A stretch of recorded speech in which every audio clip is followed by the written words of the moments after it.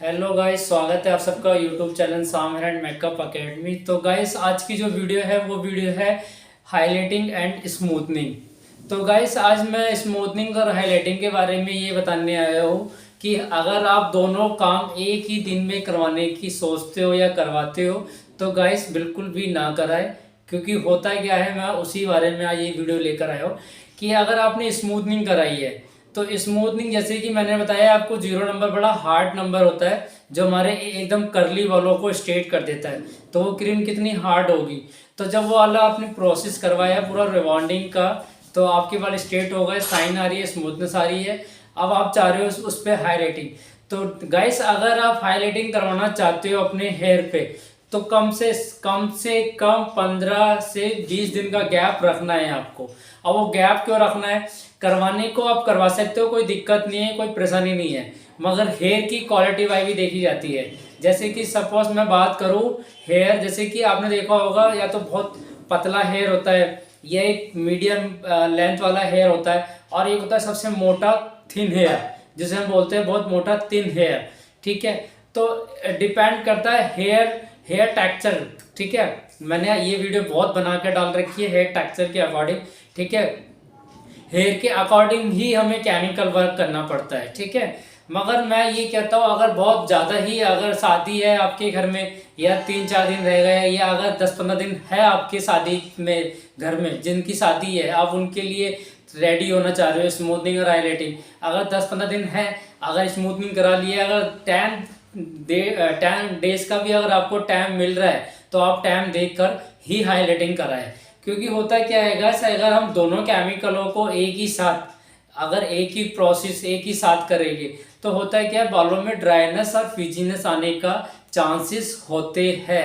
85% chances होते हैं। ठीक है गाइस, तो इस बात को हमेशा याद रखना।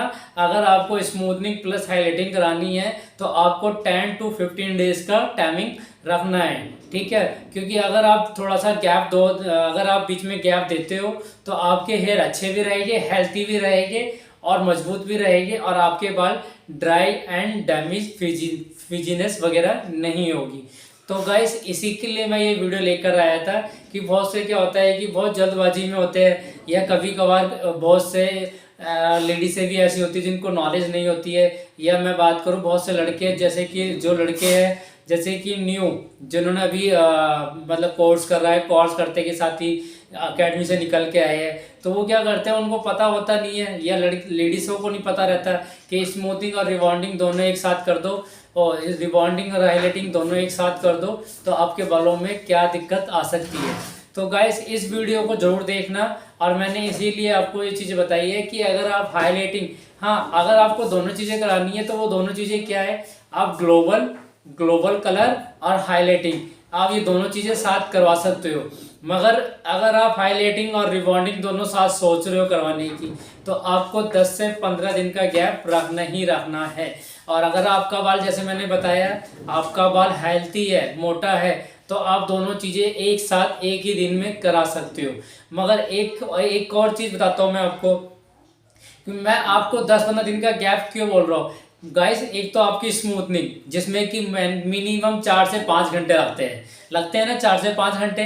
अगर हम अच्छे से प्रोसेस करें आपका, ठीक है, फर्स्ट वॉश, फिर ड्राई, फिर क्रीम एप्लीकेशन, फिर आपके बॉन्ड चेक करना, फिर बॉन्ड वीक हो जाना, बॉन्ड वीक होने के बाद फिर आपका वॉश होना, फिर वॉश के बाद आपका ड्राई होना, फिर ड्रायर होने के बाद फिर पतले पतले सेक्शन प्रेसिंग होना, फिर न्यूट्रलाइजर लगना, फिर न्यूट्रलाइजर की टाइमिंग, फिर न्यूट्रलाइजर के बाद ड्रायर, फिर वॉश होगा, फिर वॉश के बाद आपका ड्रायर होगा। तो गाइस इन सारे प्रोसेस को करने के लिए हमें मिनिमम 4 से 5 घंटे लगते हैं। तो गाइस इतना क्लाइंट नहीं बैठा जाता, इतना क्लाइंटों की उसकी बैठना नहीं है कि 4-5 घंटे बैठ लिए, अब और 2-3 घंटे बैठना है। तो गाइस एक तो ये भी है, और दूसरा मैंने आपको बताया कि हेयर की जो क्वालिटी है वो हमें देखनी पड़ती है, हेयर की क्वालिटी के ऊपर अकॉर्डिंग ही हमें काम करना पड़ता है। तो गाइस कभी भी आप अगर रिबॉन्डिंग कर रहे हो, हाईलाइटिंग करनी है, तो आपको 10 से 15 दिन का गैप देकर ही हाईलाइटिंग करनी है। और गाइस मैं ये कहूँगा क्लाइंटों से भी कि आप भी इतनी जल्दी किसी से एकदम हाईलाइटिंग और रिबॉन्डिंग एक साथ ना कराएं। ठीक है। आप एकदम ही मतलब अगर आपने आज स्मूथनिंग कराई है तो अगले दिन आप मतलब 10-15 दिन गैप देकर कल हाईलाइटिंग कराए, ठीक है गाइस। क्योंकि कई बार होता है कि कुछ काम जो बिगड़ना होता है वो क्लाइंट की वजह से भी बिगड़ जाता है। तो गाइस इस वीडियो को पूरा जरूर देखना, क्योंकि इसमें आपकी बहुत नॉलेज वाली चीज़ें आ रही है और मैं आगे ऐसे ही नॉलेज देता रहूँगा आपको। और गाइस कल सुबह मॉर्निंग में हमारी बुकिंग है, कल हम होटल में जा रहे हैं।